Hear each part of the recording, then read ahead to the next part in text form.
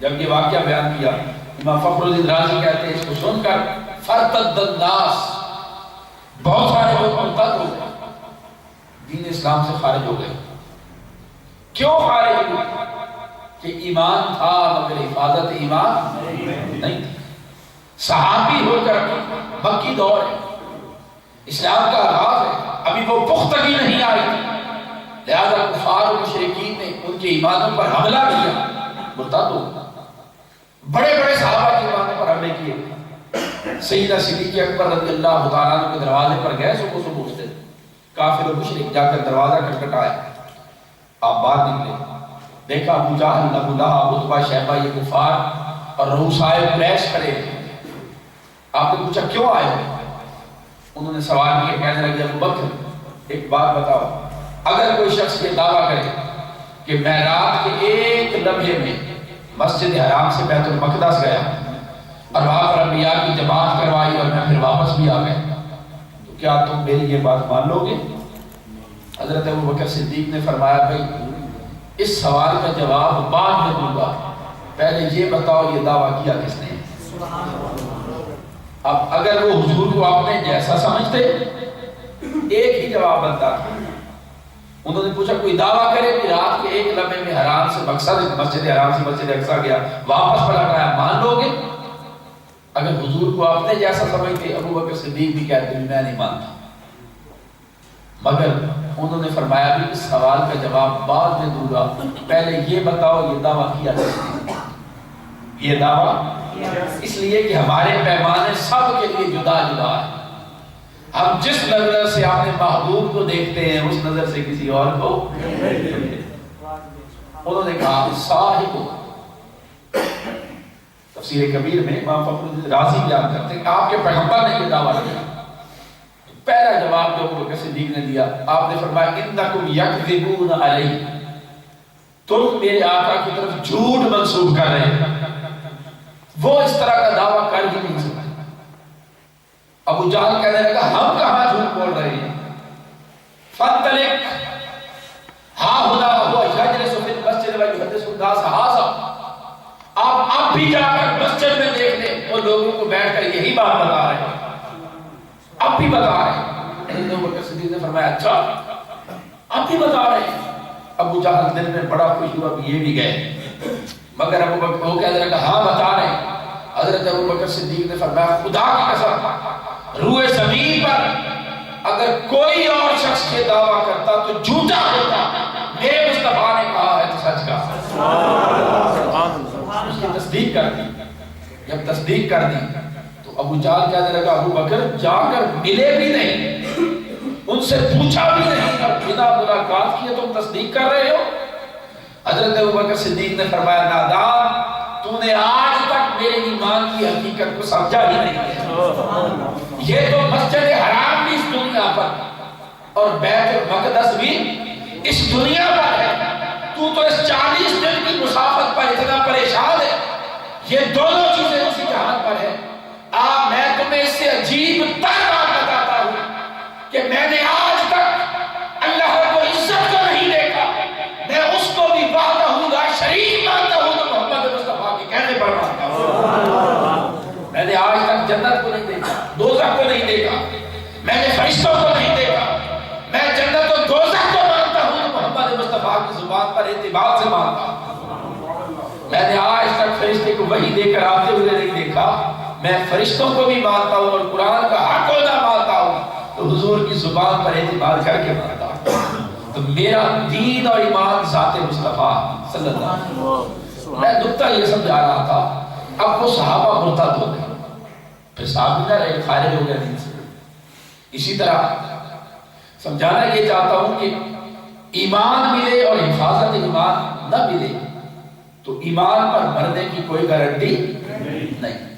اب آقا علیہ السلام فرما رہے ہیں لا اسألکم علیہ اجرا الا المودۃ فی القربى، یہ لوگوں میں تم سے کوئی اجر نہیں مانگتا، تمہیں ایک راہ سمجھا رہا ہوں کہ دامن مصطفیٰ میں آئے ہو، ایمان ملا ہے، دامن اہل بیت میں جاؤ گے، حضرت ایمان مل جائے گا۔ میری آل سے محبت کرنا، ان کی غلامی کرنا، اس اس لیے کہ جسے غلامی اہل بیت مل جائے اسے ایمان پر مرنے کی گارنٹی مل جاتی ہے۔ کیا کہ اسلام نے فرمایا من مات علی حب آل محمد مات کیا ہوا، کہ جو آل رسول کی محبت دل میں لے کر مرتا ہے وہ مسلمان ہو کر مرتا ہے، وہ مومن ہو کر مرتا ہے۔ آقا نے فرمایا من مات علی حب آل محمد مات مؤمنا مستقبل الایمان، جو آل رسول کی محبت دل میں لے کر مرتا ہے وہ مومن ہو کر مرتا ہے اور کامل ایمان پر مرتا ہے۔ یہ اہل بیت اطہار کی محبت یہ کامل ایمان پر مرنے کی گارنٹی ہے۔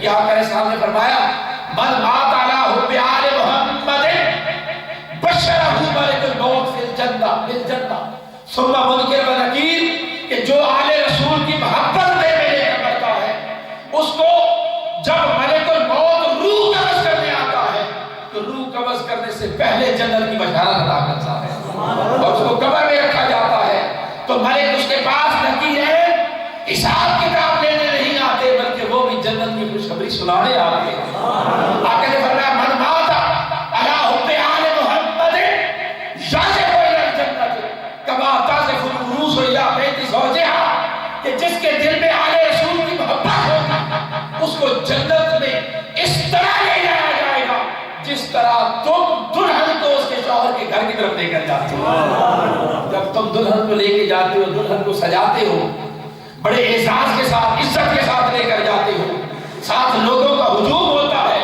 اوپر پھول پھینکتے ہو، فرمایا بس تمہاری دلہن کے اور حضور کی آل کے غلام میں فرق یہ ہے کہ یہاں تم لے کر جاتے ہو، وہاں خدا کے فرشتے اسے جنت کی طرف لے کر جاتے ہیں۔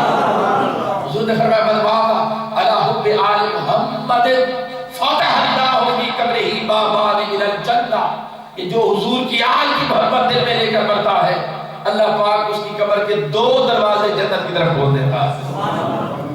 من مات علی حب آل محمد جعل اللہ قبرہ زوار ملائکۃ الرحمہ، جو حضور کی آل کی محبت دل میں لے کر مرتا ہے اللہ رب العزت اس کی قبر کو فرشتوں کی زیارت گاہ بنا دیتا ہے۔ اتنا بڑا اعزاز اور اکرام یہ اہل بیت اطہار کی مودت کا تقاضا کیا قرآن مجید نے۔ یہ وہ اہل بیت اطہار امام حسین علیہ السلام کی عظیم قربانی کے دن ہیں، یہ ان کی شہادت کے دن ہیں جو ابھی گزر رہے ہیں۔ کس لیے انہوں نے شہادت دی؟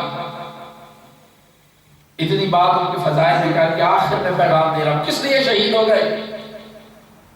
کیا ان کو کوئی ذاتی مفاد تھا؟ کس لیے قربان ہو گئے؟ پورا کنبہ لٹا دیا، اپنے بیٹے لٹا دیے، اپنے بھتیجے دے دیے، اپنے بھائی دے دیے، خاندان سارے کا سارا قربان کر دیا مشن پر، اللہ رسول کے دین کی حفاظت پر۔ کس لیے گئے؟ کیا تخت کے طالب تھے؟ بولے کیا اقتدار کے طالب تھے؟ نہیں، اس لیے کہ امام علی مقام علیہ السلام نے دیکھا اس دور میں یزیدی نظام مسلط ہو رہا ہے، یزید لوگوں کے حقوق کو سلب کر رہا ہے، وہ فاسق و فاجر ہے، وہ زانی ہے، وہ شرابی ہے۔ آقا علیہ السلام جو اعلیٰ قدریں دے کر گئے تھے وہ ان قدروں کو پامال کر رہا ہے، وہ اللہ کے حلال کو حلال نہیں سمجھتا، وہ اللہ کے حرام کو حرام نہیں سمجھتا، وہ دین اسلام کی قدروں کے ساتھ کھیل رہا ہے۔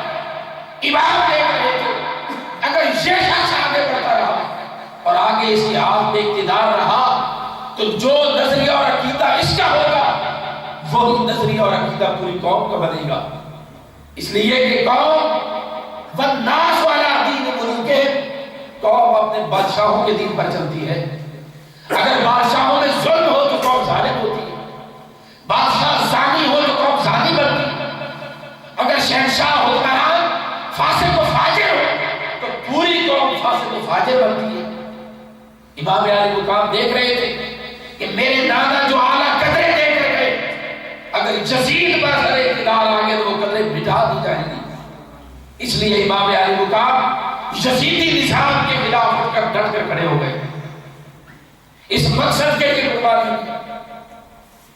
ایمان سے بتائیے آج پاکستان کے اندر چلنے والا نظام حسینی نظام ہے یا یزیدی نظام ہے؟ آپ اس کو یزیدی مانتے ہیں